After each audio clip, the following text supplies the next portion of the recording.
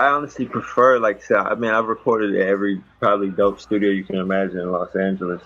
And I don't take it for granted. Like I'm blessed to have had those sessions and be in those places. But I just prefer to be able to wake up and get straight to it and not have to wait on anybody. Luckily, my engineers have taught me how to. They set up a template for me to where I can record it. It sounds like me. Then I send it to them, and it sounds like stuff you guys hear.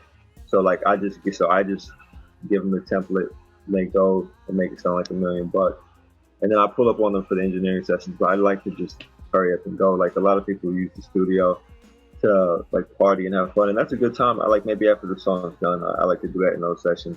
But like I prefer to just focus in solitude and just write. You know what I'm saying? That's my favorite part. Is like when I first hear a beat, those first like 45 seconds where you figure out what it's gonna be. That's like my favorite part of the entire process. So like I like to do that in the solitude of my home.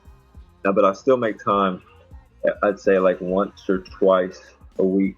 I'll go to like a big studio session and tap in because that in that environment still brings out juices that you can only duplicate by being around other creatives. Yeah, I would say it'd probably be a collection of a couple people. Like my dog Milano, he's like my investor. He's an older cat. He he kind of made me understand that it's a business and that like you need to have patience, but the rollout also needs to be a certain way. But that it also comes down to dope records, man. At the end of the day, the potential, the talent, all that doesn't matter if you don't have quality music. And I'm not saying that it has to sound like top 40. I'm just mean like dope, unique records that stand out, and they just have to be undeniable. So like he's really helped me focus on that. So I kind of obsess over it um, in a healthy way.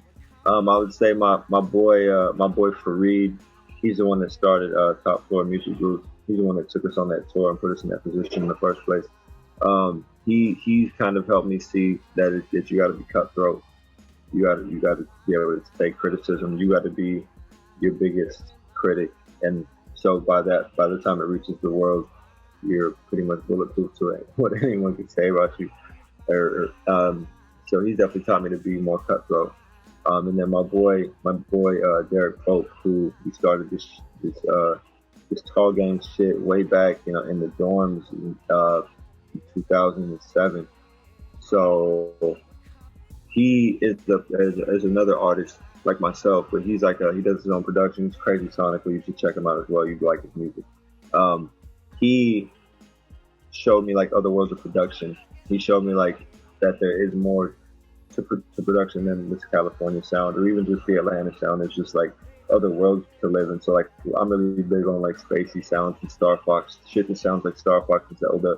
You know what I'm saying? Like I like those spaced out sounds. He kind of put me in a pocket in a space of where like this other dimension that we can exist in and have bangers that people are now more so catching on to. But just put me on a different sound. So like just those three people have been really big help in my journey so far.